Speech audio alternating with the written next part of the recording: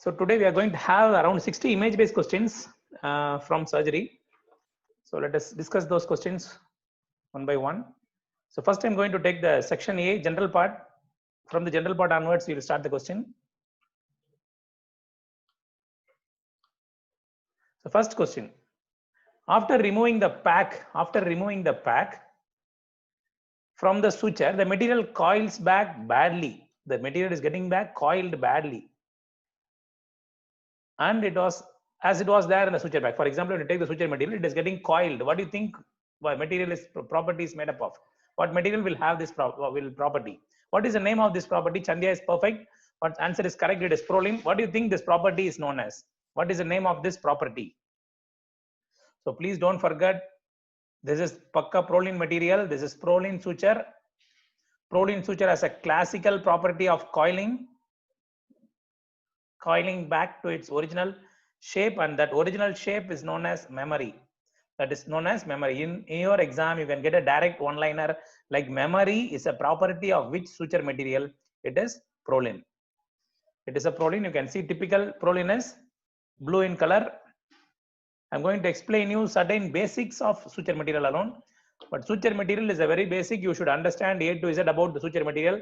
Please be thorough with the suture materials. Okay, don't make any mistake in suture material related topics. So now let me discuss you about the sutures. So sutures. So you can divide the sutures into two headings. One division is, I'm going to discuss about the suture materials in depth because last time itself I couldn't discuss, no, so I thought of discussing this time. So we will divide them into non-absorbable suture. Please remember, we will divide it into non-absorbable suture and absorbable suture. Please don't forget this. We will divide the suture basically into non-absorbable and absorbable. So this classification, what I am making is very important for your exam. You will get MCQ from this classification alone. Non-absorbable can be divided into natural available material made and synthetic available material made. It is from a natural or from synthetic. Similarly, absorbable is also divided into natural and synthetic. It is also divided into natural and synthetic. Let us first know what are all the materials come under this classification. You have to tell me the answer now. What are all the naturally available non-absorbable materials? Can you tell them one by one? What are all the naturally available non-absorbable materials? Can you tell me? No, non-absorbable. Please remember. See the answer, Hannah James. You're not catgut is not non-absorbable. It is absorbable. No. So silk, nylon, and one more is there. Steel. You would have seen orthopedicians using steel for putting suture. No? That is also a non-absorbable suture. Silk, nylon, and steel are all naturally available non-absorbable materials. Naturally available non-absorbable materials. So please don't forget the classification. If you know the classification itself, you can answer the MCQ 90% of the time. So please don't forget the classification. Synthetic non-absorbable materials. Let us now go for synthetic non-absorbable materials. That there comes polypropylene. Polypropylene. Okay. Polypropylene, polyester. Yes, this is the first slide, Bhuvneshwar. Bhuvneshwari, this is the first slide. So polypropylene, polyester. I am starting my discussion on sutures only. Just now I have started the discussion. I am classifying the sutures first. Non-absorbable sutures, naturally available are silk, nylon, steel. Synthetic are polypropylene, polyester, polybutester. So you can see this, you would have heard, especially girls, you would have heard these type of MCQs in practice. Silk saree, nylon saree, polyester saree, polybutester saree. So please don't forget, these are all sarees. These are all the saree material, what we use for saree. So in emergency, that is why you would have seen in movies, the ladies would have been carrying the saree and using it for tying. That is a saree material. So all these are saree materials, okay? Polyester saree, polybutester saree, silk saree, nylon saree and all. Girls, you may be remembering much better than boys about these points. So coming to the other synthetic non-absorbable materials. What is other synthetic? Dacron. Please don't forget Dacron. Polytetrafluoroethylene.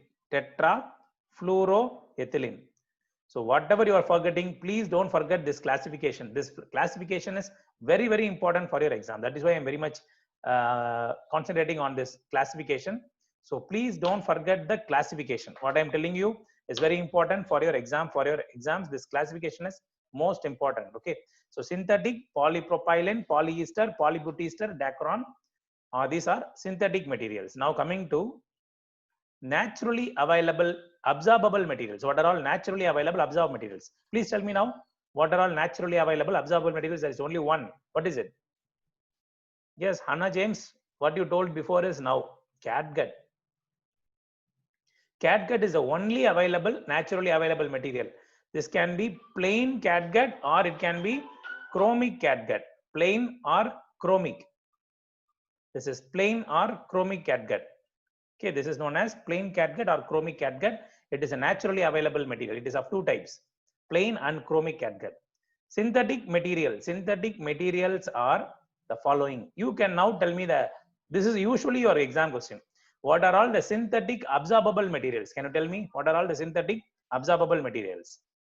They are, any idea? Please tell me. Synthetic absorbable material. That is vicryl. Vicryl. Very good. Monocryl.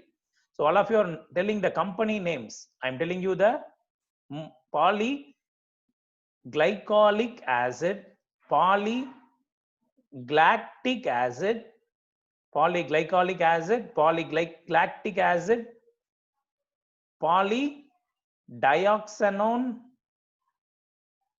and these are all synthetic, and polyglycaprone. So these are all names you have to remember. All these are taken from Bailey and Love only. And some of you have mentioned as monocryl. Yes, Navya Reddy has mentioned monocryl. Which is monocryl among these four? So what happens now? Many times exam students will remember these names, but they forget the original name. Monocryl is, which is monocryl of this four? Polyglycolic acid, polylactic acid, polydioxanone, polyglycaprone. Which is known as monocryl means this is polyglycaprone is known as monocryl. Polyglycaprone is known as monocryl. Polyglycaprone is other name monocryl. And vicryl is polylactic acid. Vicryl is polylactic acid. So please don't forget this classification. Very, very important for your exams. So this first point you should remember for your exam is this classification. Whatever you are remembering or not, you should not forget this classification. I'm telling you again the classification. I'm zooming in. So please don't forget this classification table for your exams. Most important for your exam. Yes, polylactic acid is vicryl. Polylactic acid is vicryl. Polyglycaprone is monocryl. This is a high yield flow chart in your exam. So please don't forget, you may get your questions because for FMG, they ask you basic question. No? So for your exam, this level is enough. If you know this basic level, that itself is more than enough. I'm going to explain you two sutures in detail, but please remember this classification. I told you easy method to remember. Polyester, polybutester are sari materials. So they are all synthetic, non-absorbable materials. So polypropylene is what we commonly see, and polyester, polybutester, Dacron, polytetrafluoroethylene. Please don't forget these materials. Synthetic, polyglycolic acid, polylactic acid, polydioxanone, polyglycaprone. So now I'm going to explain you only two suture materials which are high yield for FMG exam. One is proline. I'm going to tell 8 difference between these two guys, proline and vicryl. So please don't forget these two materials. Whatever you forget, don't forget these materials. That is very important for your exam. These are because these are the two commonly used suture material in our practice. So proline is non-absorbable synthetic material. Okay, that is the first point. Vicryl is absorbable synthetic material. First point. And what is the company? What is the original chemical name? This is polypropylene. And vicryl is polylactic acid. Vicryl is polylactic acid. Proline is polypropylene. Vicryl is polylactic acid. Can somebody tell me what is the color of proline? Proline is blue color. Vicryl is violet color. Vicryl is violet color. Proline is blue color. And both are, proline is a Prolene is a monofilament material. What is this monofilament material? If you see the suture, it is made up of single filament like this. Whereas polylactic acid vicryl is a multi-filament material. What is this multi-filament means? There are multiple sutures like this making that suture, multiple filaments like this making this suture.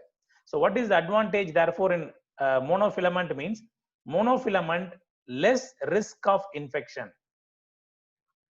Less risk of infection is seen in mono like Prolene.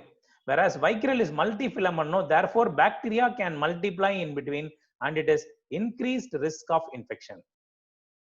There is increased risk of infection in vicryl. So please don't forget, I am telling you step by step the points between Prolene and vicryl. Prolene and vicryl, I am telling you step by step the points. So Prolene is non-absorbable synthetic polypropylene. It is blue in color. It is monofilament material. Vicryl is absorbable synthetic polylactic acid. It is violet in color and it is made up of multi-filament material. So please remember, vicryl will have multiple filaments like this. So there will be more risk of infection. Whereas Prolene is single filament. There is no risk of infection, less risk of infection. So now coming to the next point. So Prolene is having some special property. What is the name of that property means? Please don't forget, that is known as memory. Memory is a special property. And another one property is as poor knotting capacity. It has poor knotting capacity. So when you put the knot, no, the Prolene will get loosened. That is why we should put 7 knots for Prolene. We will put 6 to 7 knots for Prolene. Whereas vicryl will have good knotting property. Good knotting property. So therefore 3 knot is enough for vicryl. 3 to 4 is enough for vicryl. So because it is multi-filament, the knotting will be good. Whereas Prolene will have poor knotting and it is also having the bad property I already told you, recoiling back. When you take the suture out, it will coil back. That is known as memory. That is seen with Prolene. Okay, that is seen with Prolene. Now comes the most important part of the exam question. What are all uses of this and what are all uses of this vicryl? So very important uses of Prolene. Can you tell me some uses of Prolene suture material? Please tell me some uses of Prolene suture material. Yes. So please remember, surgery is the only subject you should not mug up. You can mug up any other subject, but only surgery is the subject which is most easiest subject of all subjects. You should never mug up anything. You understand and read. Very simple and logical points are there in surgery. So please don't mug up surgery. So understand practically, and then there is no need of even second revision, third revision. You read one time, you do one revision, and you can go for exam. So easiest subject to prepare is surgery. Please don't forget.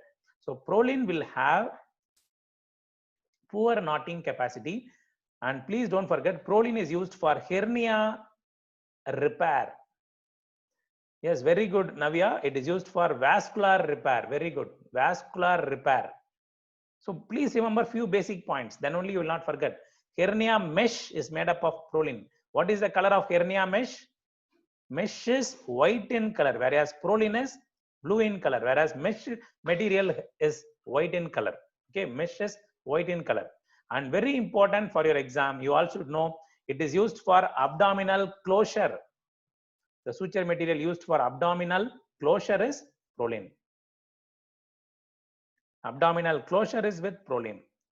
So some vicryl uses. Now please remember, vicryl is the workshop material. It is known as workhorse or workshop. That is the main suture used in the theatre. Without vicryl, we cannot do anything in the theatre. Very important. It is used for bile duct anastomosis. It is used for bowel anastomosis. It is used for muscle repair, muscle approximation. Like that, multiple uses are there for vicryl. It can be used for subcuticular also. Though monocryl is best, subcuticular monocryl is best, but vicryl can also be used. Monocryl is best, vicryl can also be used for subcuticular sutures. So like that, multiple important uses are there. Bile duct, bowel anastomosis, vicryl is very important. Please remember, bowel and bile duct anastomosis are done with vicryl. Please don't forget this basic point. So these are very basic points I have told you. If I am going into depth of suture, suture alone will take around 2 hours to finish for me. So it is very difficult. So I have covered the important MCQ points in these two sutures. Please don't forget these two suture materials, Prolene and vicryl. You have any doubt in any specific suture, you can ask me. Any doubt in any suture material, you can ask me. And absorbable sutures, how they are observed. I told you absorbable sutures, Vicryl is absorbed in 60 to 90 days by means of hydrolysis, by a phenomenon of hydrolysis. Catgut is observed in 10 days. Plain catgut 10 days. Chromic catgut can take 60 days. They are observed by enzymatic degradation. So please don't forget, catgut is observed by enzymatic degradation. Vicryl is observed by hydrolysis. Very, very important for your exam. So please don't forget these 2 points. Okay, very important for your exams. Okay, now let me go to the question. Any doubt, you can at any time stop me, okay? Or else I'll keep on moving, because this is a extra session I am putting here. Any doubt, you can always ask me. So the first question answer is, those guys who joined late, this is the only question we have discussed so far. After removing from the pack, the suture material gets coiled back badly. Like there is in the suture pack, like you can see, it is getting coiled like this is proline. Okay, it is proline as answer it. So proline is blue in color. Violet is Vicryl. When you see both suture directly only, you can understand. In this picture, it may look like violet, but it is not violet. It is blue only, dark blue. So this material is, so absorbable suture materials are, if I keep on repeating, it will be difficult, Selvin, because already last time only I am repeating only many. That's why I gave you one simple idea. You guys record and keep these videos. All these videos can be recorded easily. You can record it using a special software known as screen recording software. No, you can record this. Otherwise, it will be difficult for you. So what is this material shown here? So the absorbable materials are catgut is the only absorbable natural material. This is the only absorbable natural material. So the answer here is, so this material is naturally derived absorbable material. Please remember, this is catgut, naturally derived absorbable material. Please don't forget it. This is naturally derived absorbable material. So it is not synthetic material. Please remember, Harikumar Ashokan has answered as synthetic absorbable. Can somebody tell me where is this catgut suture material derived? Naturally means from which place it is derived naturally. That is another MCQ for FMG. It is naturally derived from, very good, ileum of womb. Very good, sheep. It is derived from sheep's. It is derived from sheep's submucosa. That is perfect. Sheep's small intestine submucosa. It is derived from sheep's small intestine submucosa. That is perfect answer. And it is preserved in isopropyl alcohol is another important MCQ. Very good, Narendra Gopi Shetty. That's perfect. It is preserved in isopropyl alcohol. Okay. Go to the next question now. So this is another important basic question for your exams. You should never make mistake in these type of questions. I want you to remember this exam question. What is the name of the blade among the three? I have put all the three blades so that I can explain the other blades. What is the topmost blade known as? Very good, very good. All of you perfect. So this is a Lavan blade. Lavan blade. Very nice. So what is the use of this Lavan blade? This Lavan blade is used for stab. It is used for stab. It is used for IND, incision and drainage, and for stab incisions. If you want to open the hydrocele, we stab it. Incision and drainage is the main use. The second blade is, what is the second blade? The second one is, what is the second one? What is this? It is 15 size blade, which is used for small incision like parotid, thyroid. Yes, very good, Chandya. So small incisions, we use this 15 size blade, and 22 size blade is used for bigger incision. This is a large blade. For large incisions, we use this 22 size blade. So 22 size blade is for making long incisions. So this is 11, 15, 22. Yes, like abdominal incision, we use 22. So 11, 15, 22 are the three blades mentioned in this. Please don't forget these images. So can you tell me what is the name of the incision shown here? What is the name of the incision shown here? I hope you can understand the incision here. This is the incision. Yes, very good. This is what is this incision? I'm going to explain you the four incisions now. The incision here is cocker. Please understand, this is cocker incision. I'm going to show you all the abdominal incisions now, but please remember this is cocker incision, not Rutherford. It is cocker. Okay. Now I'm going to show you draw you the incisions used in surgery. The incisions used in surgery, I'm going to show you now. So now let us see the incision. I'm going to draw the abdomen. I'm drawing the abdomen here so that you can understand the various incision I'm going to make on the abdomen wall. So the first incision, please understand, I'm going to make the first incision. So this is Cocker's incision. As somebody told, some of you told, this is Cocker's subcostal incision. What is the use of this incision? Can you tell me? This is Cocker's subcostal incision for cholecystectomy operation. For gallbladder operation, we use this Cocker's subcostal incision. Okay, please don't forget this. And this is another incision in which both sides we make a subcostal like this. Bilaterally, it is extending like this. What is the name of this incision? It is known as chevron. Very good, Jayashri, you are correct. It is gallbladder. So this is chevron incision. Chevron. Chevron is for liver surgery. Sorry, chevron is for pancreatic surgeries. Pancreas operations, we use chevron. And this is midline incision. Please don't forget, this is midline incision. This is paramedian incision. This is paramedian incision. This is midline. So this is paramedian incision. Okay, please don't forget the way I'm drawing. And this is a transverse incision to enter the abdomen, usually used in pediatric patients. So this is transverse abdominal incisions. So midline, transverse, paramedian, all these are incisions to enter into the abdomen. So midline is most commonly used incision now to enter the abdomen. So transverse incision is used in pediatric only.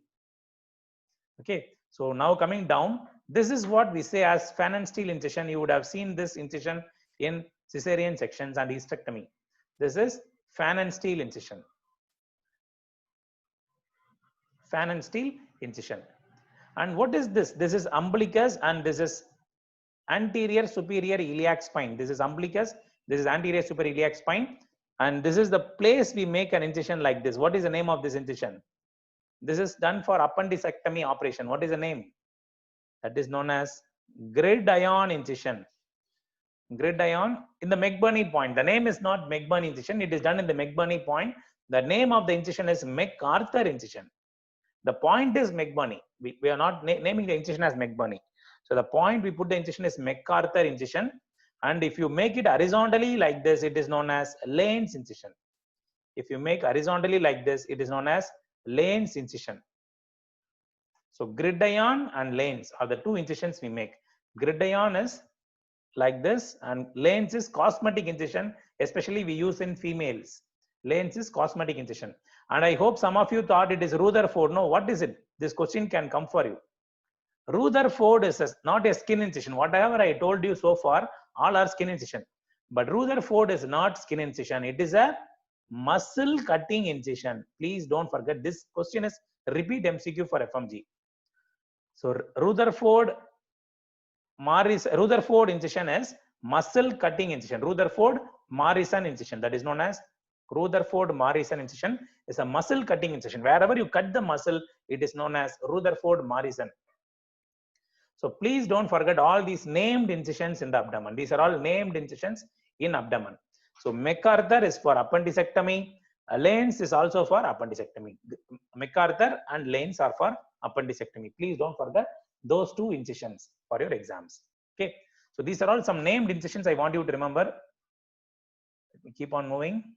So any doubt you can post it regarding to incision. So these are all named incision and you can this you want to zoom out or zoom in. This is the incision. Are you seeing the full page? Yes, this is it. You can take a screenshot. This is a named incisions in surgery. Gridiron, Lane's incision, subcostal incision. All these are named incisions. Okay, please remember these incisions. So in this, the only MCQ point I want you to remember is Rutherford Morrison is a muscle cutting incision. Please don't forget that point. Okay. I am trying to record it by my, if possible, I will share it with you, the recorded video, or you can possible if you can also record yourself. So very, very important question coming up now. This is a definite question for your exams, especially if they want to ask you some tough point. No, this is a very interesting question. Can you see this? Can you see this image? In this image, If you see, this is a large mouth of the bowel. So if you see, one part of the bowel is having a mouth like this, and another bowel is small, like a ileum with a colon, ileocolic anastomosis. If you see, ileum is very small and colon is very big. So what I'm going to do here is I'm going to cut this. I'm going to make a cut. I am going to cut in this. It is not Lambert suture. It is suture is Lambert. This is actually this procedure is asking, what is the name of this cut made? What is the name of this cut made? What is the name of this cut made here? What is the name of this cut made? Can you see the cut? This is known as Cheadle cut. Please don't forget. This is known as Cheadle cut. This is known as Cheadle cut. For disproportionate bowel, this is known as Cheadle cut. If you Palla Reddy, I will share this with the Shaibas. You can get from Shaibas. He may share you anything, whatever you want. So this is Cheadle cut.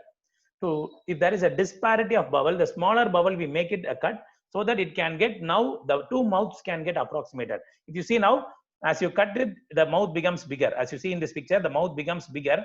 This mouth, no, as you cut it like this, it becomes like this. So you can naturally, you can make it bigger. So for a end-to-end anastomosis, end-to-end anastomosis, for a disparity bowel, we make a cut known as Cheadle cut. So this is a expected MCQ. Please don't forget this image. Cheadle cut procedure. Okay. Yes, next question, sixth question. What type of energy device machine is shown here? Can you tell me what is the name of this energy device machine? Excellent, excellent. So all of you are answered correct. So this is a monopolar diathermy. This is a monopolar diathermy. Why I am saying this is monopolar diathermy is because here there is earth plate. Here you can see this is earth plate and this is a monopolar probe. This is a monopolar probe. So that is why I am telling this is a monopolar diathermy. Please understand monopolar diathermy. Practically, you should have seen a diathermy machine in operation theater. This is a very basic question. Monopolar diathermy is having earth plate and a probe like this. Can somebody tell me? You can see there are two buttons. No, yellow button is there, blue button is there. What are the uses of these two buttons? Yellow button is for, what is the use of yellow button? Can you tell me the yellow button? Yes, very good. Yellow is for what? Yellow is for cutting. Very good, Ismail. Blue is for coagulation. Okay, very good. Very good, Asin. So cutting is yellow, coagulation is blue. Please don't forget, these are the two buttons we have. Okay, cutting and coagulation done with the yellow and blue. So this is monopolar diathermy. In monopolar diathermy, we use earth plate. If it is a bipolar diathermy, we don't use earth plate. That is a point I want you to remember here. If it is a bipolar diathermy, no need of earth plate. Why should I need a earth plate? If it is a bipolar diathermy, I will draw you the images of how the patient will be lying on the table. I hope you would have seen that image in Bailey and Love, very commonly asked MCQ. So if it is a bipolar diathermy, this is a patient on operating table. This is a patient on operating table. And let us assume this is a, so no, I'm not telling you discussing the position of the patient. I'm just discussing you the diathermy only. So there is a diathermy machine which is connected to electricity. Electric current is coming to this machine. From this machine, we pass the current on this patient. We pass the current on this patient. So to prevent shock, that current should be connected to a earth plate. When you keep a earth plate, if you pass current on this patient, that will go to the earth plate and the current will be taken back to the machine. So this diathermy is known as monopolar diathermy.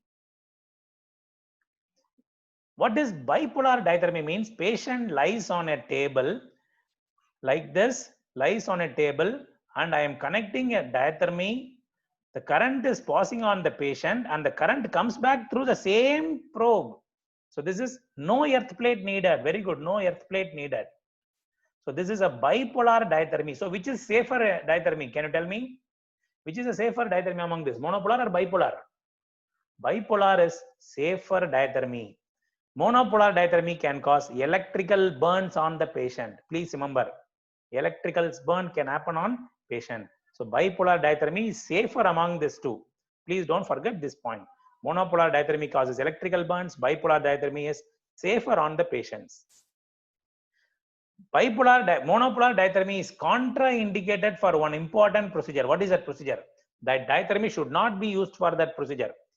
Which procedure? You should not use monopolar diathermy. If you use, the organ is gone. Which procedure? Yes, very important basic question. Circumcision and fingertips, we should not use monopolar. Please don't forget.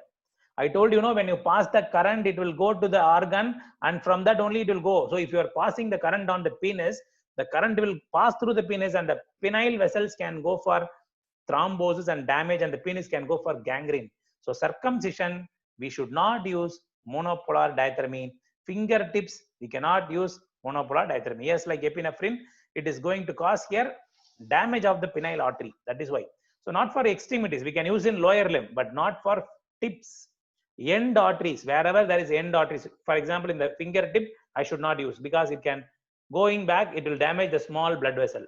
It is not for major vessels. It is only for smaller vessels. It can damage the vessel, and therefore it cannot be used in those cases. So please don't forget this point. Very basic point. You should not forget this. Let us move on to the next question. Such infected sebaceous cyst in the scalp. What is the name of this infected sebaceous cyst? So I think you will be knowing the answer for this. This is a repeat MCQ. Very good, very good.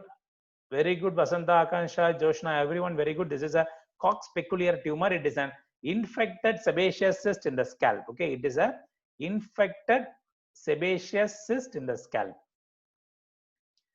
So it looks like a tumor, therefore they gave this name known as Cox peculiar tumor. That is answer for this D, Cox peculiar tumor. So please don't forget, these are all high yield image based questions. So now here is a triage. I hope you all would have seen what is triage means. Sort out. The meaning of the word triage is sort out. To which case to be taken first. That is the meaning of triage. So in triage, which is the tag applied to a patient with tension pneumothorax?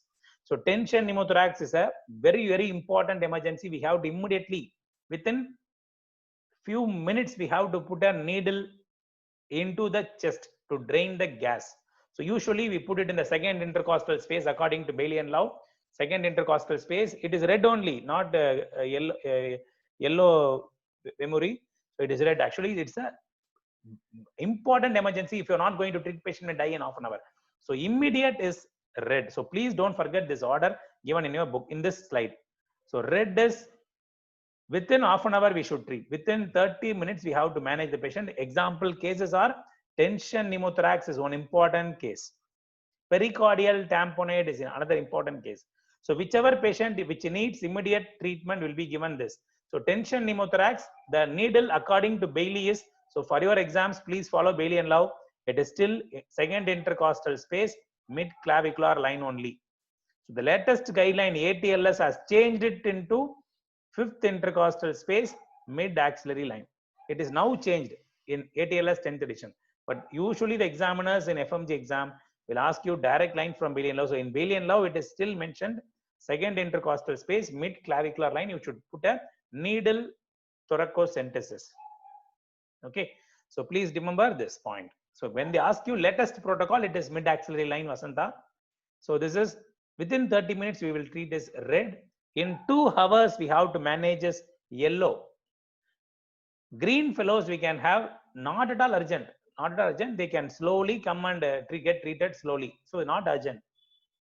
Not emergency. They can slowly, they can get a bus and they can go to hospital. So black, what is black stands for? Can you tell me what is black stands for? Black stands for dead or not only dead, about to die, moribund patient.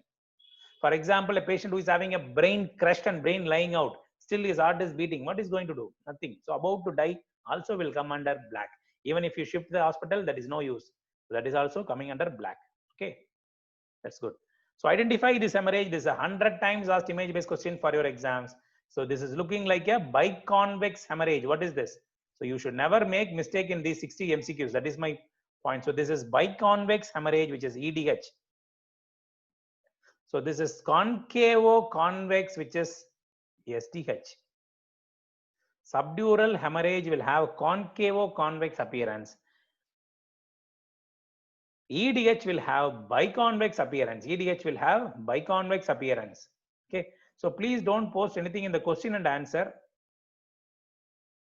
Please post the points. Rapid revision, I'm going to make it, but I don't think whether it will be possible before August. Actually, the rapid revision is for NEET PG. I will try to, but already there is an old rapid revision available that you can use. Students, you can already use. It is already available in the app. Let me try to make it again. So identify this hemorrhage. The hemorrhage is EDH. Okay, simple question. Please don't mistake. So can somebody tell me what is the vessel injured in this hemorrhage? What vessel is injured in this hemorrhage? That is a repeat MCQ. What vessel is injured? Very good, Chandya. It is middle meningeal artery. It is middle meningeal. Joshna, Kritika, Subramaniam, Bhuvaneshwar, everyone perfect. It is middle meningeal artery rupture. Don't forget this point. MMA rupture. Excellent. So you are all thorough with this topic. So what is this instrument used in neurosurgery? Very simple question. That's great, Ambrose. So what is this? What is the use of this instrument? This is bar roll making instrument. Very good. So this is an instrument used for bar roll, drilling machine used for putting a bar roll. Perfect. All of you are correct. So now comes a very simple question and also high yield MCQ. First of all, come to the diagnosis. A patient in trauma with oxygen saturation 98%. BP and pulse are stable. X-ray is shown here. So please understand, saturation is 98%. That is a catch point here. What is your diagnosis? Yes, Ismail, perfect. It is flail chest. Very good. That is a flail chest, no doubt. So everyone will be knowing this is flail chest. So flail chest is defined by fracture of what? 3 or more ribs. This is from Bailey and Love. Again, wrong in Bailey. 3 or more ribs in 2 or more places. So Bailey says 3 or more ribs in 2 or more places. So here some of you are answering as positive pressure ventilation. That is a very old treatment according to old Bailey. Now new Bailey says if the saturation is good, you just give them analgesics and observation. That is answer. So please don't forget, this is a picture showing you a flail chest. Flail chest patients will have 3 ribs minimum fractured in 2 places according to Bailey and Love. So it is analgesics and observation is enough. If the saturation is falling down, then only we go for positive pressure ventilation. So as of now, it doesn't mean always we should repair the ribs. Many times we need not repair the ribs, but recent concept is we can, after the patient becomes stable, we can open the thorax and we can open the chest and we can repair the ribs. That is also coming up now. As of now, that is not an immediate treatment. Putting a metal plate for a rib is not an immediate treatment. We can do it gradually later. So this is an acute case. No, in acute case, first we give analgesics and we give PPV if oxygen saturation is falling. So oxygen saturation is falling, then only we connect to ventilator. So Dr. Sri, repair of ribs is done later, not now. In emergency, we don't do it. So this is C. It's an emergency. Surgical correction of rib will not correct the patient, but only presently we have to resuscitate the patient and make him normal. So after 3-4 days or after 1 week also we can correct the rib fracture. It is not an emergency. Rib fracture is not an emergency. The underlying hypoxia is an emergency. Very good. All of you are correct. This is a Mallicott's catheter. Excellent, excellent. So it is a Mallicott's catheter, not Foley's catheter. Please observe it very closely. Maithili, please observe it very closely. This is not Foley's catheter. Foley's catheter will be having a balloon to inflate. So this is Mallicott's catheter having a flower-like appearance in the tip. You can see it has a flower-like appearance. So when you stretch it, it will be straight. Once you leave it, it is used for self-retaining purpose. This catheter is used for self-retaining purpose. So self-retaining Mallicott's catheter. Please don't forget, answer here is A, Mallicott's catheter. So these are all very basic retractors which you should not make mistake in your exam. What is the name of this retractor? Can you tell me? What is the name of this retractor? This is Devers. Excellent. This is a Devers retractor. Dever is usually used to retract liver. Remember like that. Dever is used to retract liver because the blade is very soft. So to retract the liver, especially during cholecystectomy and all, we use Devers retractor. Okay, but this Dever should not be. Screen is not visible. Screen is visible or not? Why Bhagyashree, all of them are answering no? Please see whether it's visible. Some problem for you, I think, Bhagyashree. Please note it. So screen is visible for all. So I got a message from Bhagyashree that the screen is not visible. That's why I'm answering. So what is the name of this retractor? This is Devers retractor. Devers retractor. Please don't forget. This is mainly used for liver. So this is a small blade. When you see the handle with the blade, that shaft, no, very small shaft. This is a typical retractor. What is answer for the 14th question? Very good. All of you are thorough with these retractors. So it is Morris, not Zerny. So please remember, this is that is why I have put all the retractors. All the MCQs are retractors. So this is Morris used to retract the ribs. To retract the ribs are small retraction, we use this Morris retractor. So please don't forget, Deaver has a long blade like this. Morris has a short handle like this. And you can see some of you getting confused with this other retractors. No, these are all. What is the 15th question? Can you tell me what is this? This is Langenbach's. Langenbach's commonly used retractor. As a surgeon, you should have, sorry, as an MBBS student, you should have touched this retractor 100 times. As an MBBS student, you should have touched this retractor 100 times, because this is usually given to the house surgeons and residents to retract. When the surgeon is doing the surgery, they will give this retractor to you. So this is available in very small various sizes. This is Langenbach's. This is Zerny. Can you note the difference? Langenbach is having a very small shaft, whereas Zerny is having a wide shaft. So don't get confused in this. Sorry, Morris is having a wide shaft. So Morris has a wide one like this, held by a handle like this. Here Langenbach's, that is not so wide. It will be nearly this much size. That's all. The shape difference is the main one. The shape. So Langenbach's will have very small shaft. So please see this. This is Zerny. This is a high yield MCQ for FMG exams. You should never make mistake. This side will look like Langenbach. Please remember, one side will look like Langenbach, and other side we have a splitted end like this, so that between the two end we can take some sutures. This is typical Zerny. I will send both the PDF of the previous class and this class also to Shaibaz. I have already sent him also. You can get the PDF from him. I have already sent the PDF. Anyhow, I will send him again also. So Zerny retractor. This is Zerny's retractor. Please don't forget, it is having one side shaft like this, another side will have a shaft like this, splitted shaft. So again, I hope you. What is this forceps? What is this forceps? Where should I post it? Can you tell me? Is it possible to be posted by the Zoom itself? I don't think it is possible to be. I can share this PDF. I don't know how to share this, but I can share this PDF to Shaibaz. You get from his WhatsApp group. In Telegram, shall I put it in our Telegram group? Surgery 6 Telegram group. Okay, you can see in my Telegram group. You can download from my Telegram group. Okay, my Telegram group is TME Surgery 6. I will post both the previous and this one, both thing in this Telegram group today. After the class, you can see that. That is a link I have sent. I have sent the link. So this is a typical Alice tissue forceps used to hold the fascia. Alice tissue forceps. Alice tissue forceps is used to hold the fascia. Please don't forget this. And I hope you will be knowing this image. 18th question. I'm just rushing through the images because these are all need no much explanation. You have to know the pictures. So this is a Babcock's forceps. It is used to hold the bowel. Bowel, appendix and all is held up with this Babcock's. We should not use this Alice to hold the bowel. If you use this Alice to hold the bowel will get teared. So please don't forget, we should not use this for holding the bowel. We should use it only for fascia and muscle, like that only we use this Alice. This is used for holding the muscle and appendix. So Babcock's.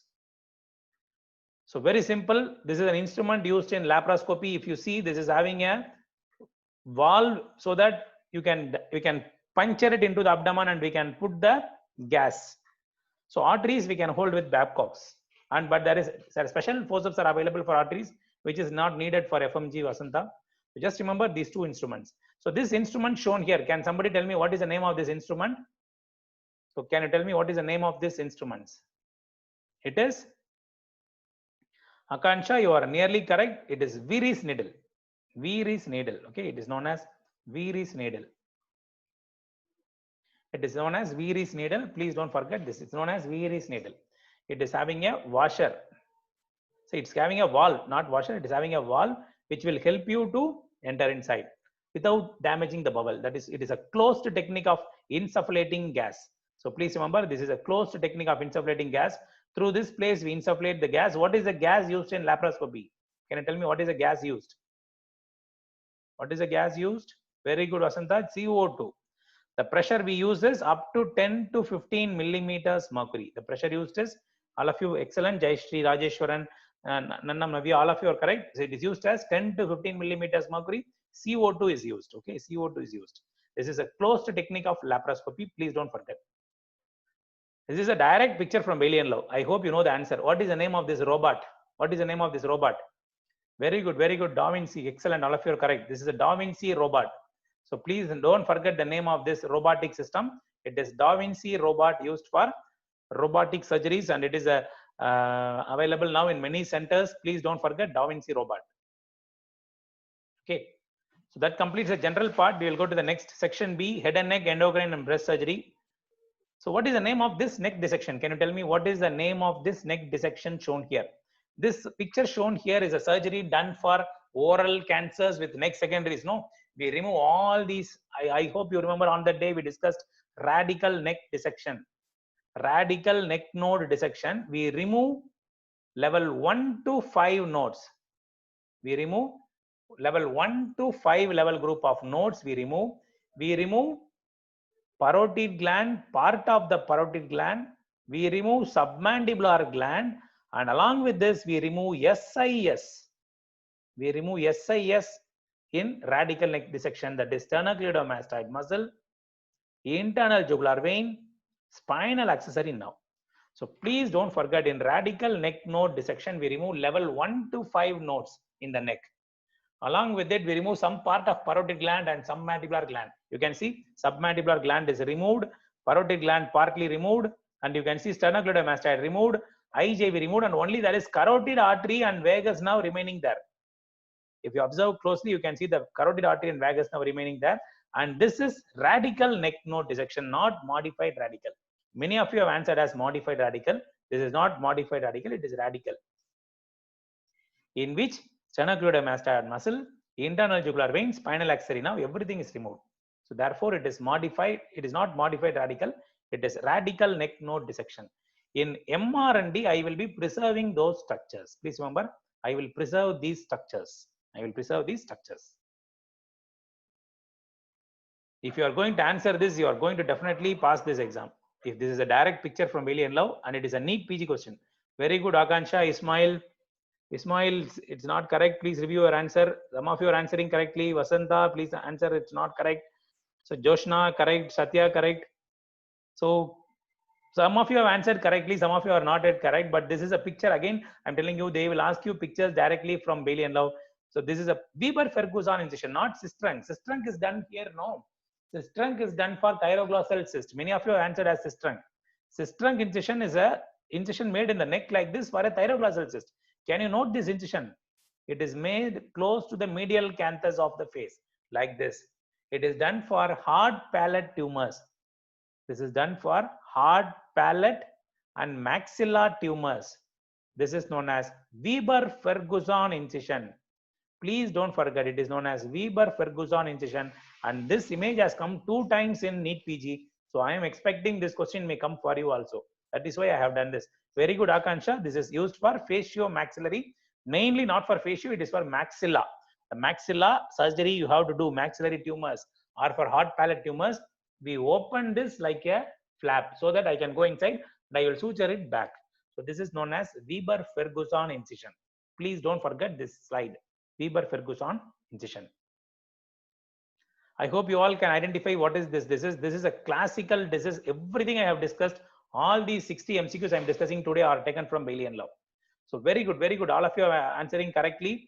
So there are 2 points I want to tell you in this. This is a cleft lip with a cleft palate. This is a cleft lip with a cleft palate, and the classification used is Laschel classification. LAHSHAL classification. Laschel.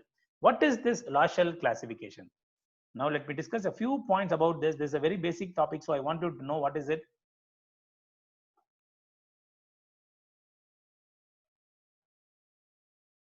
I want you to know what is this. Please remember this.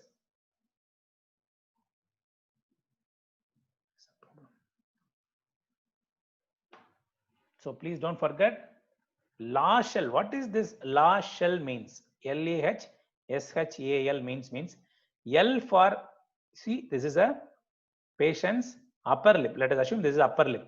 So L stands for this right side upper lip. Right side upper lip. L stands for right side upper lip. So lip, and this is alveolus. This is alveolus, and this is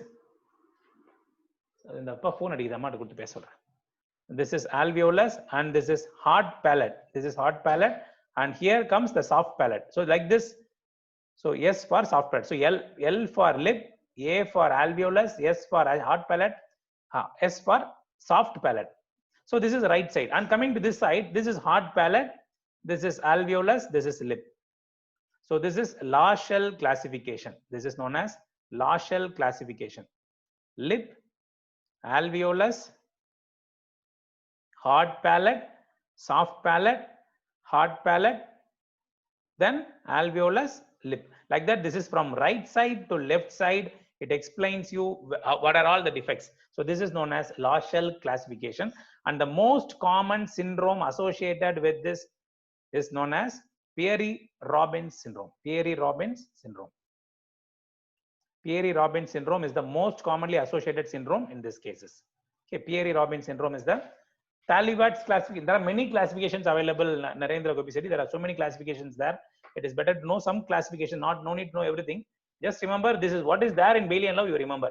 This is what there in Bailey and Love. So please remember, Laschel classification can be asked for your exams. And please don't forget, this is a high yield MCQ for your exam, especially this Peary-Robbins sequence. That is why I want you to know that Peary-Robbins sequence. Please don't forget, Peary-Robbins sequence can come for your exam. That is a Peary-Robbins syndrome is the most common syndrome associated with this cleft palate. No, Taliwad's is not the other name for it. That is another classification. There are so many classifications available. Just remember this Laschel. Okay, Laschel, just remember the name. Name this sign shown here. Name this sign shown here. I hope you would identify this tumor. This is a tumor known as, what is the name of this tumor? This is a carotid body tumor. This is a carotid body tumor. From the image, you can identify this is carotid body tumor. There is a huge tumor sitting at the bifurcation of common carotid artery. This is bifurcation of common carotid artery. There is a tumor located here.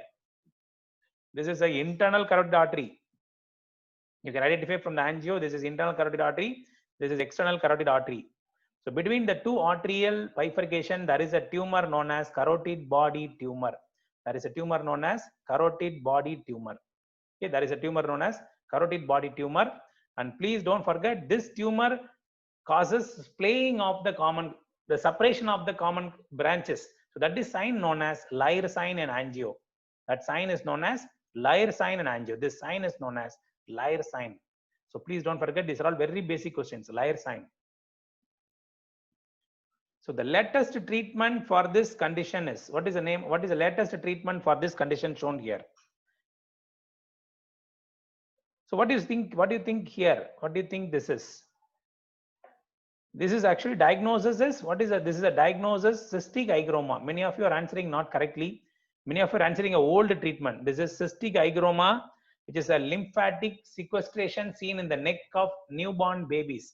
This is not lymphoma. This is transillumination positive. It will be transillumination positive. It is commonly presenting in newborn babies. So olden treatment was neck dissection and surgical excision. New treatment is injection picibanil sclerotherapy. Injection picibanil. We inject this picibanil into this swelling. We put this picibanil. That is the latest treatment. So please don't forget, the latest treatment is injection picibanil. Is the latest treatment.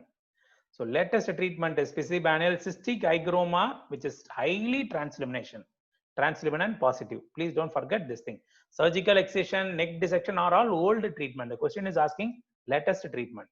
Answer is picibanil. So I hope you would understand what is this case going to deal with. So you can see here the next picture, image 26. I am discussing the anatomy here. Scalenus anterior. I hope you are seeing the anatomy here. This is scalenus anterior. This is scalenus medius, and it is inferiorly bounded by first rib. So this is a triangle, scalenus anterior, scalenus medius, first rib. So this triangle is known as scalene triangle. Please don't forget this anatomy MCQ. So this is a scalene triangle. When it gets compressed, when this gets compressed by cervical rib here, presence of cervical rib here, when it is going into the triangle, it will compress the structures. The two structures coming out here are subclavian artery is coming out. I hope you see that in that image, and brachial plexus is coming out in this image. So the question is, in a thoracic outlet syndrome, what are the structures coming out? Brachial plexus is coming out and subclavian artery is coming out. In brachial plexus, which trunk is compressed? Very good, Sushant Balaji, Vasanta Jagdishan, both of you are correct. The lower trunk is compressed. What is the root value for lower trunk? This is actually an applied anatomy question. What is the root value? It is C8T1. The root value is C8T1. Please don't forget.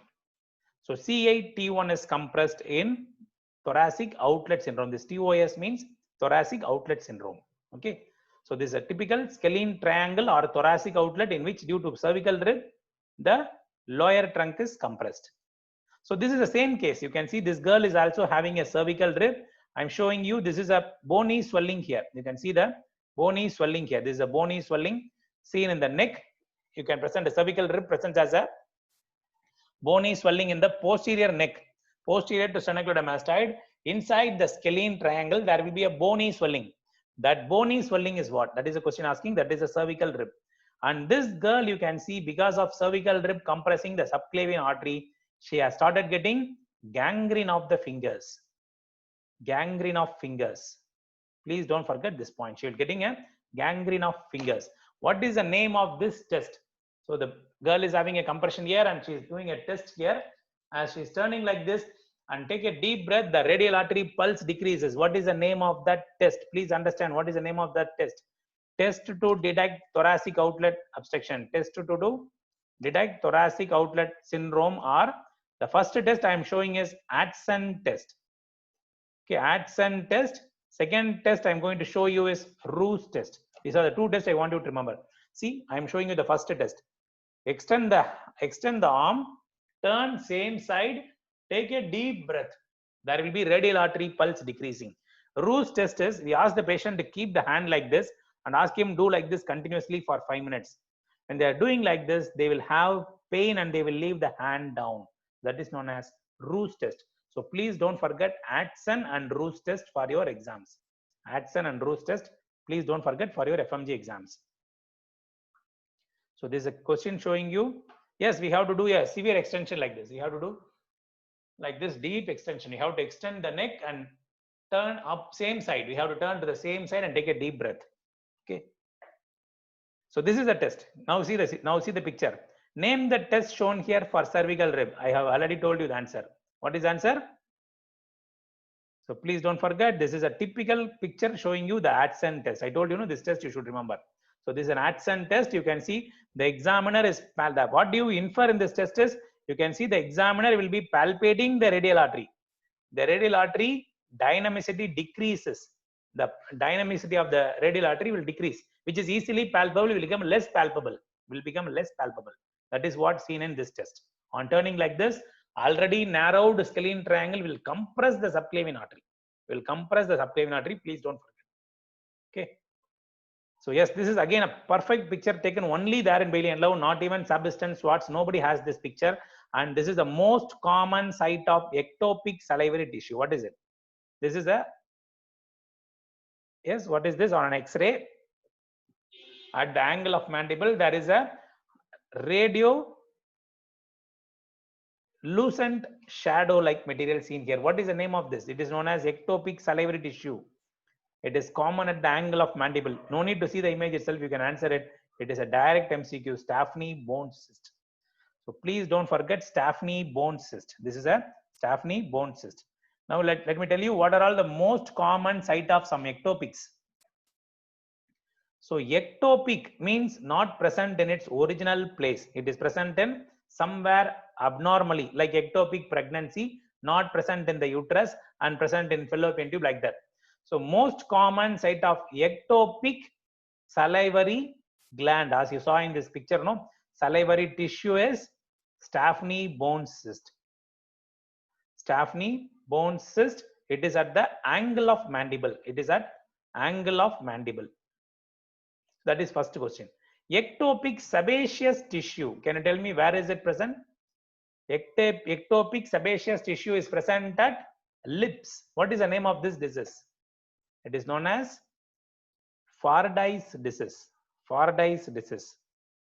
So ectopics, I am telling you one by one. What are all the various places of ectopic?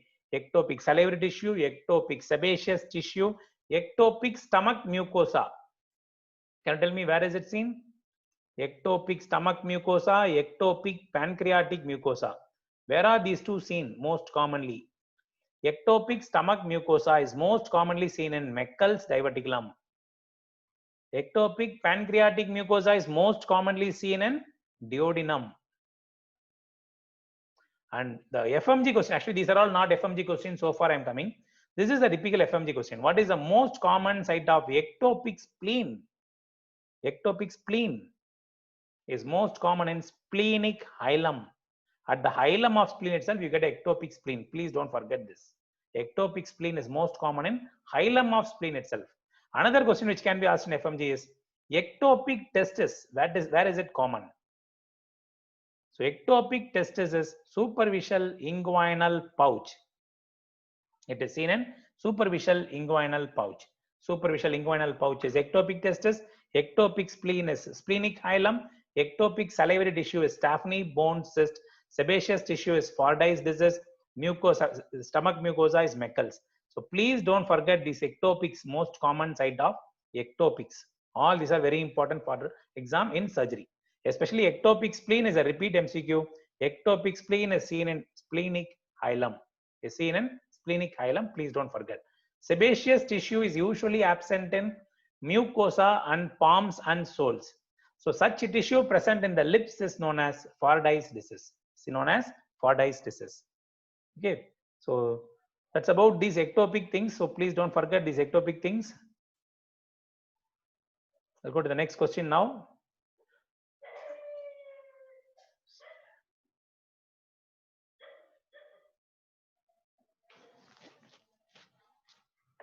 So I think this test is for big goiter. I hope you know that. I hope you can understand this.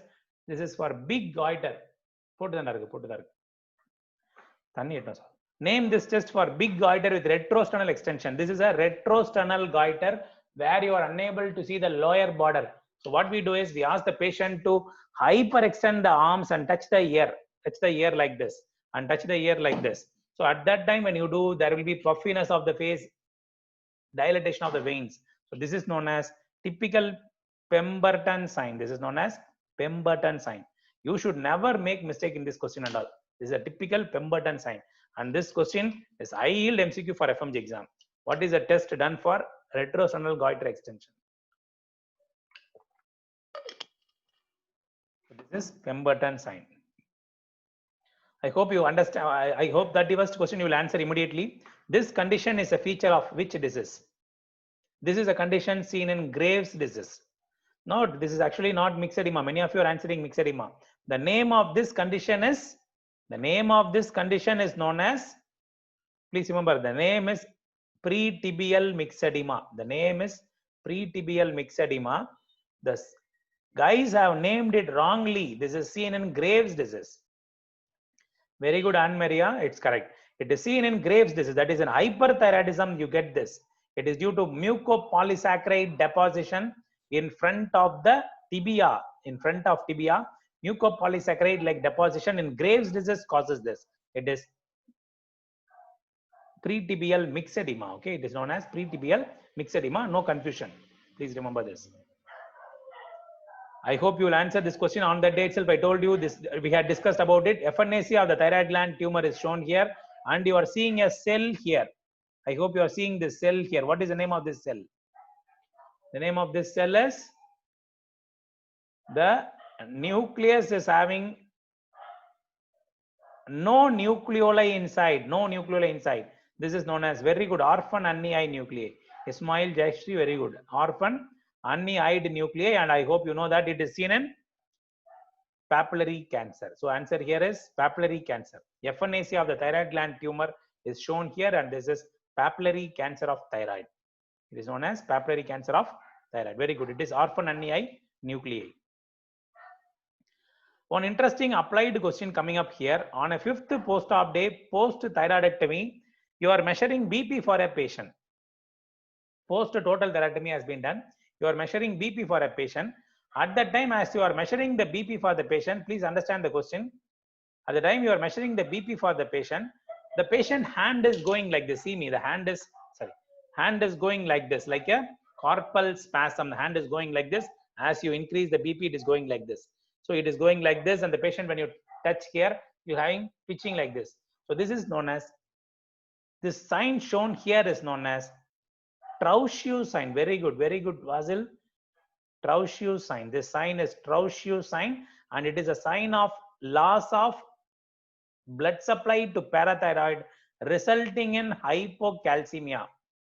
Loss of blood supply to parathyroid resulting in hypocalcemia is known as Trousseau sign.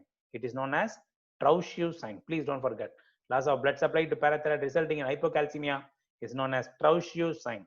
Another sign which I am telling you like this: when you tap in front of the ear, you will get a twitching. That sign is known as Choustuck sign. Very good, Joshna. That is Choustuck sign. That sign is Choustuck sign. Very good, Joshna. That's perfect. That sign is Choustuck sign. So the answer here is A. Answer here is A. So now another important endocrine question. A patient presents with bone pain and fracture, renal stones and psychic features. So the question is direct line from Bailey and Love. The question line is bones, stones, abdominal, groans, psychic moans. This is what Bailey says for a patient who is having a hyperparathyroidism. Hyperparathyroidism patients will get these symptoms, and it is most commonly due to a solitary adenoma. In this picture, you can see there is a parathyroid adenoma inside the chest. So it is due to parathyroid adenoma. It is typically due to parathyroid adenoma. It is present inside the chest, parathyroid adenoma. So it is known as technetium 99M sestami B scan. So technetium 99M sestami B scan. It is known as technetium 99M sestami B scan, which is used to diagnose the parathyroid adenomas, especially ectopic parathyroid adenomas can be localized with the help of this. Very good. Most of you have answered it correctly. So Mandas disease, I hope you know what is this. This is a Mandas disease. You can feel a cord-like structure on the breast. So this is due to disease related to vein. So it is a superficial vein thrombophlebitis. Superficial vein thrombophlebitis is known as Mandas disease. Okay.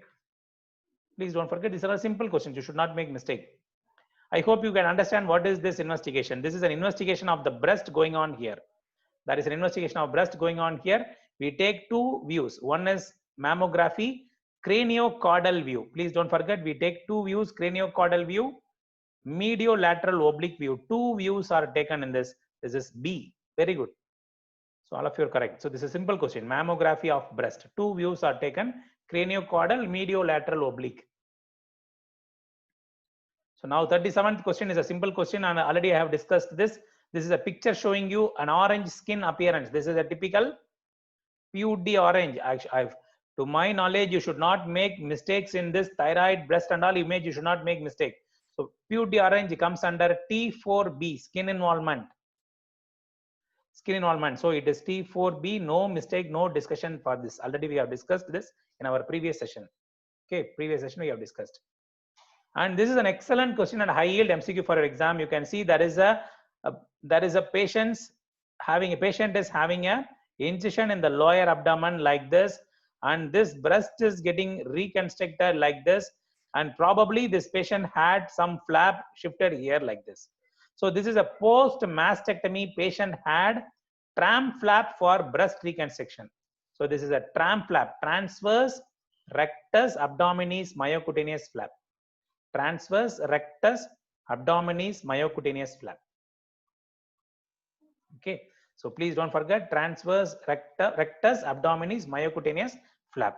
So PMMC is pectoralis major myocutaneous flap used for oral cancer reconstruction. PMMC is pectoralis major myocutaneous flap. It is used for oral cancer reconstruction. So Vasanta Jagajeevan is asking what is the best flap. Now the latest best flap for breast reconstruction is DIEP flap. Please remember, DIEP is the latest flap used for breast, which is deep inferior epigastric perforator flap. deep inferior epigastric perforator flap. But for your exams, they will ask you only this tram flap. Please don't forget tram flap. It can even come as a one-liner. Tram flap is used in breast reconstruction after mastectomy. Don't forget this. So tram flap is based on superior epigastric artery or inferior epigastric artery. There are two arteries which will supply this. Superior and inferior. Two arteries are there. So it can be on any one of these arteries.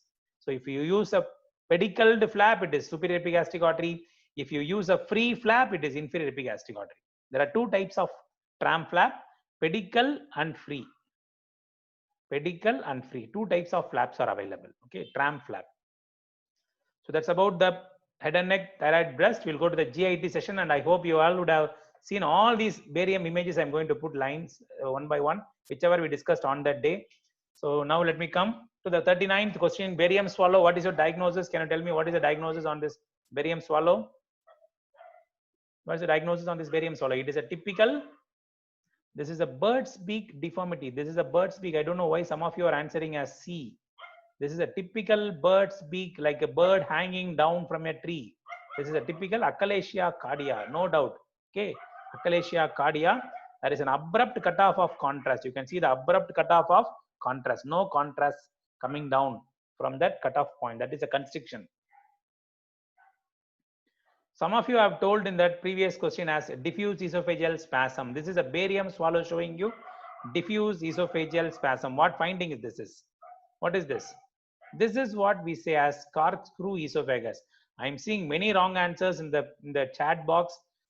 Please never ever make mistake in these type of questions. Corkscrew esophagus is for diffuse esophageal spasm. Please don't make mistakes. So I'm just putting in GIT, I'm just putting the direct images from GIT. So what is the diagnosis? This is a picture of barium enema. What is your diagnosis in this barium enema? In a barium enema, you are seeing what appearance? Can you tell me what is this appearance you are seeing here? Please tell the appearance. It is known as, you should tell the appearance and then diagnosis. It is known as sawtooth appearance. Very good, Joshna. It is sawtooth. Jayashri, Sushant, very good. It is seen in sigmoid diverticulum. Sigmoid diverticulosis, actually multiple diverticulum will cause this. Sigmoid diverticulosis will cause this sawtooth appearance. Very good. And some of you would have known what is this appearance in a barium enema. You can see this classically. What is the name of this appearance and what is your diagnosis? Tell me like that. This is a normal apple. No, if you have eaten the apple on the side, the apple remaining will be like this. So this is known as apple core or eaten apple, as you are telling, apple eaten. So this is apple core appearance seen here, typical of cancer colon. You should never make mistake again in this question. So very good. Most of you have answered it correctly. And this is a classical new question. This is again a barium enema in which you are looking like a sawtooth, but it is not sawtooth. It is a, you can see this part is splenic flexure. This part is splenic flexure. So which disease is common in the splenic flexure? Ischemic colitis. What appearance is this? What is the appearance of ischemic colitis on barium enema? No, not caterpillar tram tag. What is this? It is a thumbprint appearance. You can see if I keep my thumb on the bowel everywhere.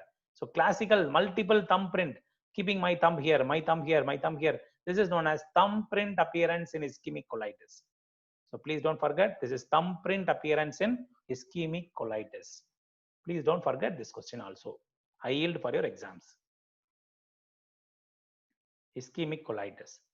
I hope you will answer this by seeing the moment you see this. This is a bent inner tube appearance on a plain X-ray. This is known as what appearance? What is the name of the appearance? It is coffee bean or bent inner tube appearance. Bent inner tube or coffee bean appearance. Typical feature of sigmoid volvulus. Very good.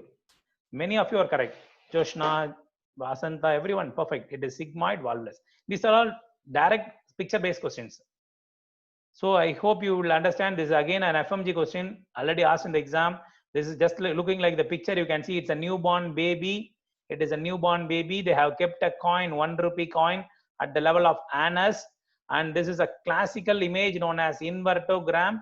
And the ideal answer, there is a controversy, but correct answer is it should be done after 24 hours of childbirth. After 24 hours of childbirth, when there is no anus found, please remember, when there is no anus found, we keep a 1 rupee coin and take an X-ray.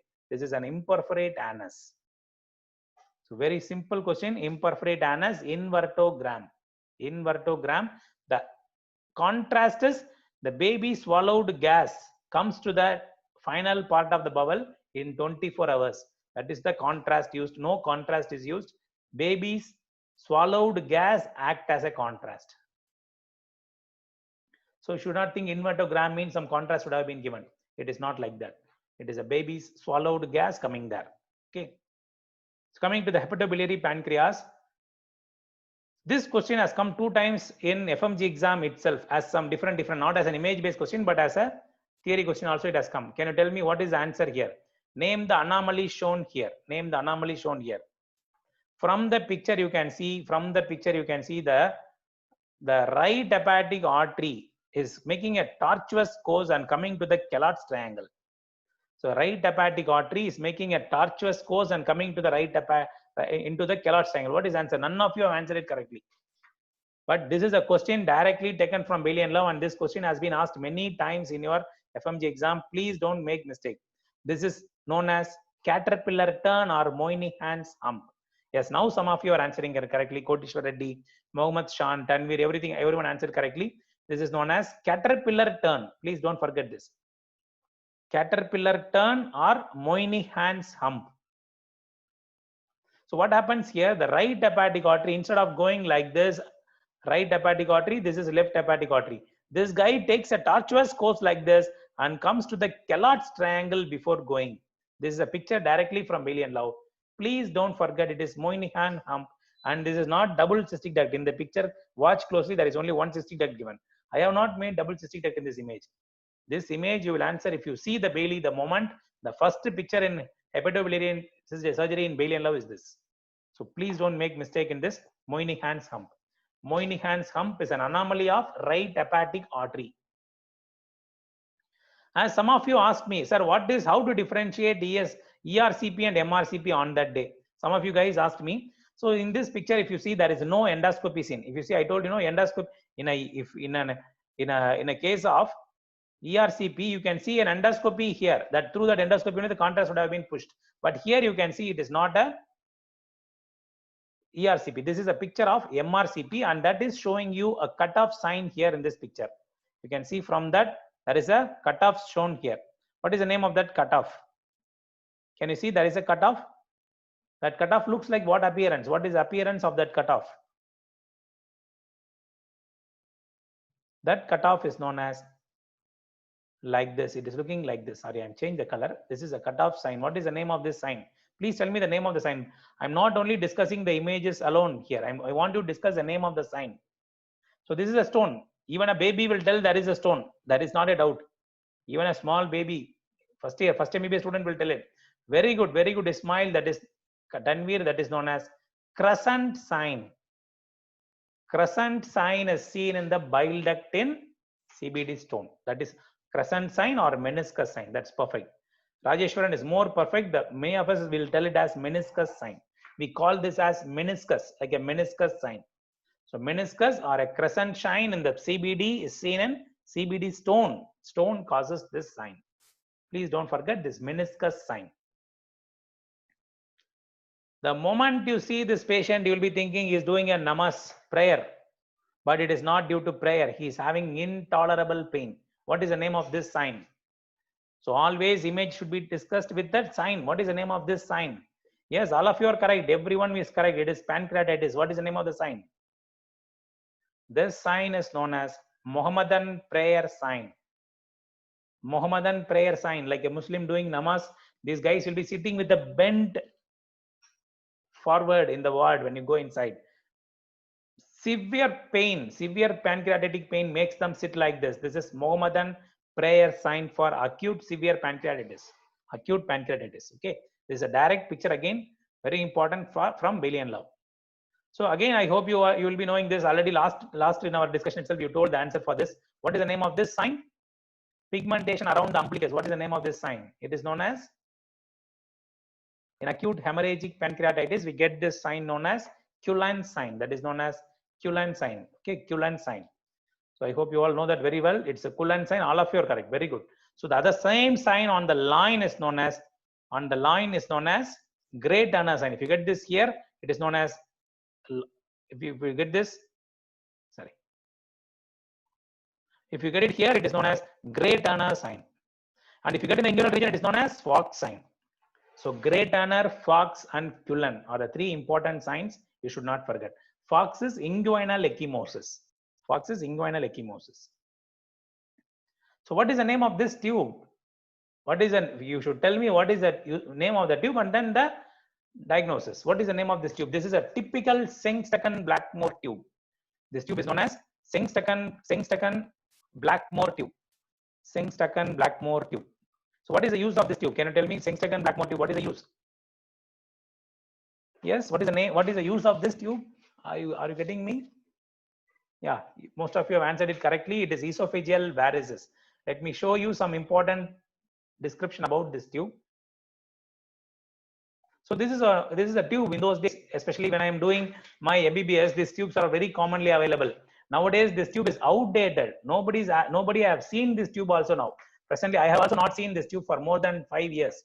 So this is known as Sengstaken-Blackmore tube. So now what we are having is modified Sengstaken-Blackmore tube. So please see the tube. The tube will be made up of rubber. It has two balloons. This is one balloon and this is another balloon. Okay, and it is having 4 lumen. 1, 2, 3, 4. 1, 2, 3, 4. We have 4 lumens. So the one lumen is used to inflate esophageal balloon.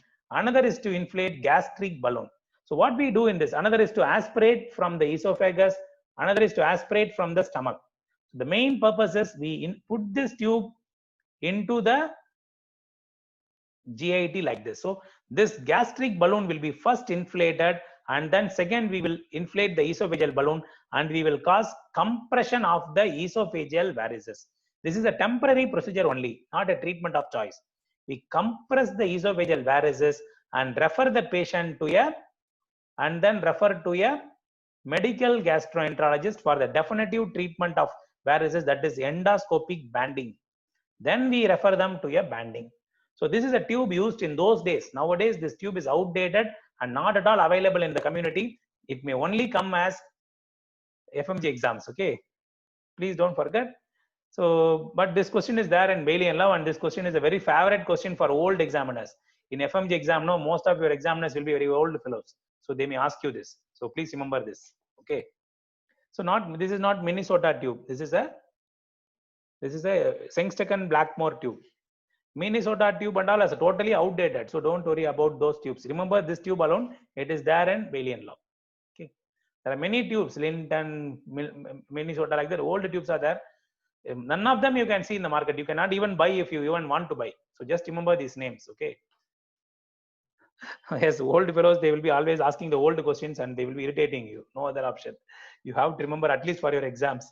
What is the use of this instrument? I hope you know the answer for this. What is the name of this instrument? What is very good? It is Humby's knife. Very good. It is Humby's knife. It is known as Humby's knife. Humby knife. H-U-M-B-Y. Humby knife. It is used to harvest Thiersch graft. I hope you know what is Thiersch graft. Don't make mistakes in Thiersch graft and all. You should keep on remembering them. Thiersch graft is partial thickness graft. Wolf graft is full thickness graft. This Thiersch graft, partial thickness graft, can be taken by this knife known as Humby's knife. So here there is an interesting picture. Cut injury of the hand. The hand is cut and it is maybe some would have come with a knife and this guy has holded the knife. The hand is cut. Now you are going to do reconstruction of the structures. What is the order of reconstruction? Which one will you do first? That is the question. The order of reconstruction, please remember the mnemonic B fans. Remember the mnemonic B fans. B fans. B for bone. B for bone. E for extensor tendon. F for flexor tendon. A for artery and vein. Both together. Artery first, vein next. Then comes nerve and the last one is skin. This is the order of reconstruction. order of reconstruction of the structures are B fans.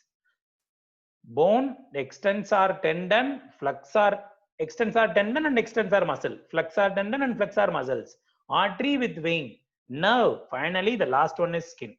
Please don't make mistake in this. This is B fans. So I hope you can see from the moment you see the image, you can say what is this case. So what is your diagnosis on seeing this baby? So you can see the baby, entire bowel is lying outside. The bowel is lying outside and it is angry looking bowel. Bowel is lying outside and it is angry looking. What is this diagnosis? This is a gastroschisis. Very good. So this is gastroschisis. All other three are same. Actually, all other three are same. Examplos, major is more than 5 centimeter. Minor is less than 1 centimeter, and ampulocele. All these guys are same. All these guys are same. The only point is they have a covering membrane. These guys have a covering membrane. In gastroschisis, there is no covering membrane. The bowel is exposed to the atmosphere. It is angry looking bowel. Okay. So answer here is D. So this is a really tough question for you, but I didn't keep the question as an image-based question. I want you to know this appearance. I want you to remember this appearance. So please see this appearance in this kidney. So this is a kidney. If you want a clue, this is the kidney of the patient. You can see the kidney of the patient. It is polycystic kidney disease. The kidney is full of cyst. And for him, when I do an IVP, I am getting this appearance. What is the name of this appearance? I have put this question not to know the diagnosis, because I have already told the diagnosis. It is seen in polycystic kidney disease. FMG question, in polycystic kidney disease, what is appearance seen? Very good. Jayashri has answered it correctly. It is spider leg appearance. From the image, you can see it is spider leg. Horseshoe kidney will have flower vase. Please don't forget. Let me tell you some appearances here. This is spider leg appearance on IVP. Please don't make mistake in this. Let me tell you some appearances in the kidney which is asked in the exam. So please don't make mistake in these appearances. Flower vase appearance. Like a flower vase. Like this, like a flower vase appearance is seen in horseshoe kidney. And in this picture, what you are seeing is spider leg like this, spider leg appearance. It is seen in polycystic kidney disease. Some of you have answered as drooping lily appearance. Nice. Drooping lily appearance. Drooping lily is like this. The lily will be drooping downwards. All these are IVP findings. On an IVP, drooping lily appearance is seen in ectopic ureter. Ectopic ureter. So please don't forget these three names, because these three names can come as one-liners. Flower vase appearance, horseshoe kidney, spider leg in polycystic, drooping lily in ectopic ureter, and cobra head appearance on cystoscopy, like a cobra head, on a cystoscopy. Where will you get it? Cobra head on a cystoscopy is seen in diverticulum, ureterocele. Seen in ureteric diverticulum known as ureterocele. I hope you know what is golf hole ureter. Where is it seen? Golf hole ureter. And a thimble bladder. Golf hole ureter and a thimble bladder are seen in TB. Golf hole ureter, thimble bladder are seen in TB of urinary system. So these are all some funny names. You should have remember these funny names, because the examiners may be asking all these things. So please don't forget these points. Okay, don't forget these points. Just I have made just a few only. I have made. I don't know how to zoom it. So can you see it? Flower vase appearance, horseshoe, spider leg appearance, polycystic kidney disease, drooping lily is ectopic ureter, ureterocele cystoscopy, golf hole ureter is TB, and thimble bladder is TB. Okay, please don't forget these points. Okay, I will try to share this video. Don't worry, Shravan. Don't worry, Shravan. So this is a picture showing you spider leg appearance. No doubt in that. Okay. So I hope you remember the image from this picture. Can you see this picture? What is this appearance?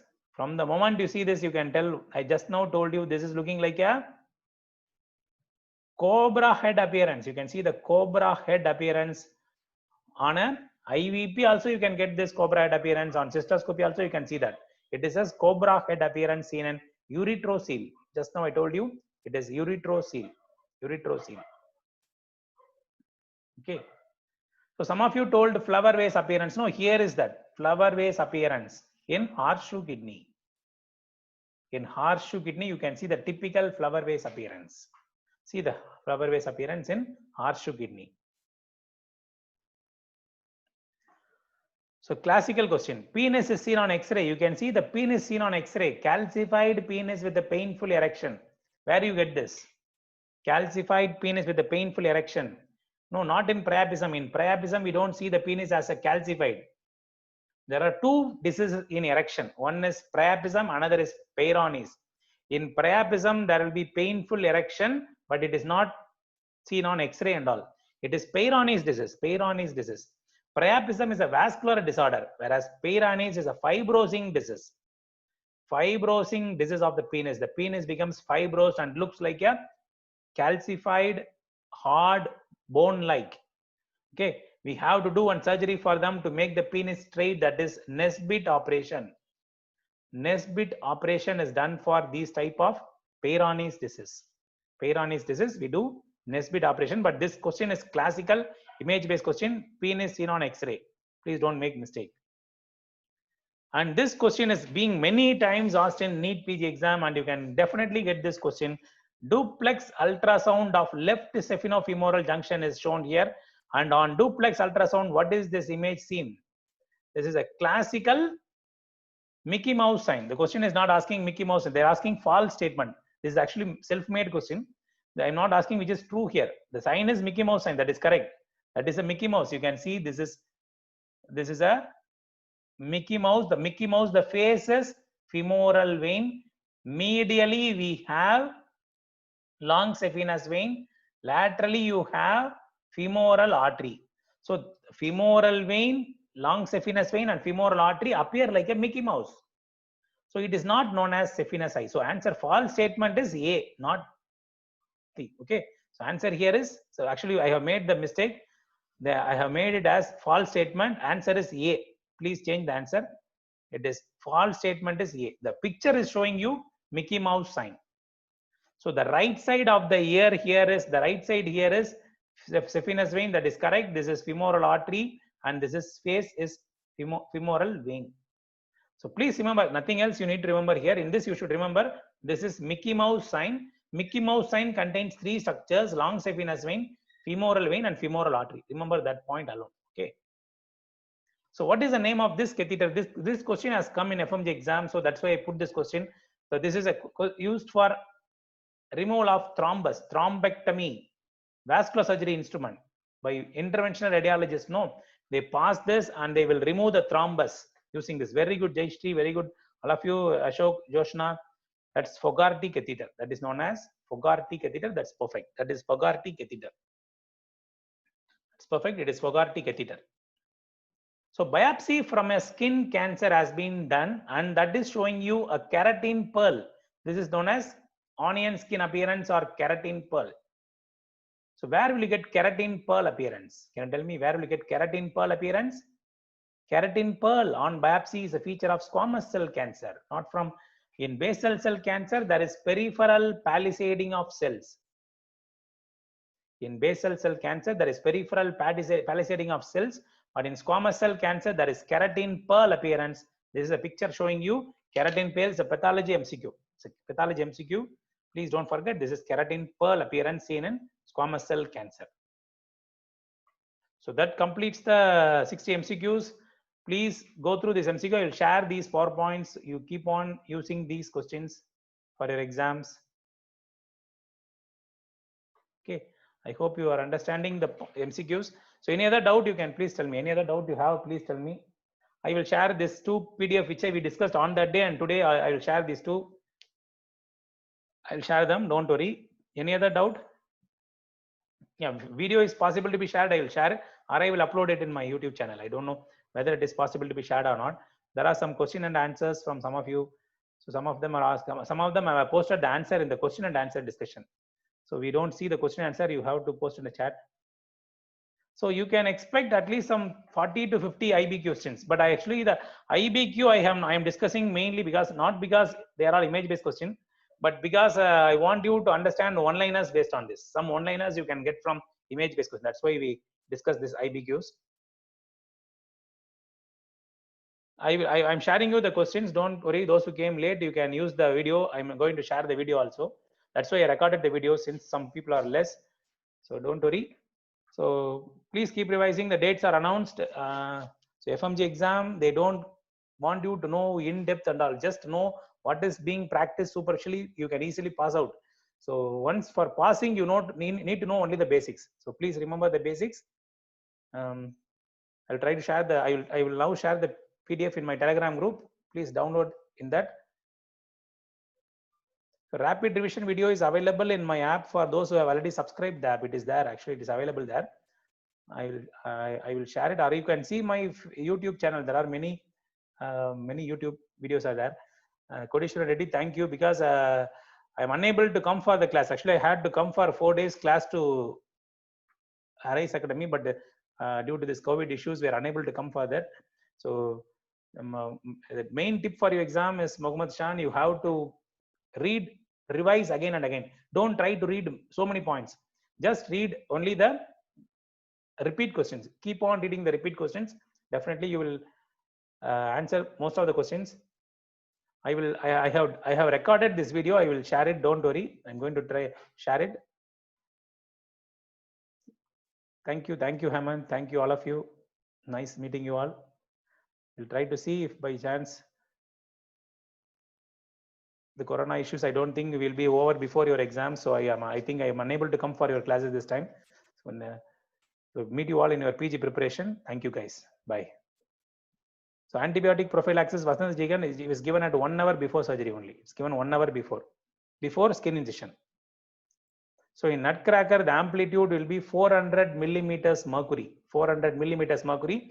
Now they have renamed that value 8,000 millimeters mercury centimeters seconds. Kodishwara Reddy, they have now named as 8,000 millimeters mercury centimeters second. Thank you, Mohammad Shah. Here is same. Everything is same. Andhra Pradesh and Tamil Nadu, it is same type of cases. But in my place, the case number is less. I'm in a periphery, not in Chennai. So here it is less. Thank you all guys. See you soon. Bye. Take care.